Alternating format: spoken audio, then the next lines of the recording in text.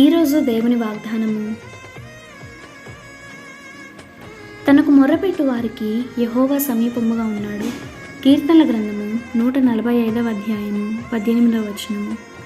అవును, దేవుడు మనము మొర్రపెట్టిన వెంటనే సహాయం చేయుట కొరకు మనకు సమీపముగానే ఉన్నాడు. అది ఎవరైనా ఎలాంటి వారైనా సరే ఆయన వారి వెంటే ఉన్నాడు. ఆయన నీ వ్యక్తిత్వం ఎలాంటిది, నీ జీవితం ఎలాంటిది, నీ ప్రవక్తన ఎలాంటిదని చూడడం లేదు. ప్రియ సహోదరుడా, సహోదరి, నువ్వు ఎవరివైనా ఎలాంటి వాడవైనా నిండు మనసుతో నీవు ఆయనకు అప్పగించుకొని నువ్వు చేసే ప్రార్థన కొరకు ఆయన వేచి చూస్తున్నాడు. ఈరోజు నీ జీవితంలో శ్రమల చేత, ఒత్తిడుల చేత విసిగిపోయి బ్రతుకు వ్యర్థం అనుకుంటున్నావా? లేదు, నీ బ్రతుకు వ్యర్థం కాదు. అది దేవునికి కావాలి. నువ్వు దేవునికి కావాలి. ఎవరు చూసినా చూడకపోయినా ప్రభువు నేను చూస్తున్నాడు. ఆయన నీ ప్రతి జీవిత సంఘటనలోనూ నీతోనే ఉన్నాడు. భయపడకు, నేను నీకు తోడై ఉన్నాను అని ప్రభు సెలవిస్తున్నాడు.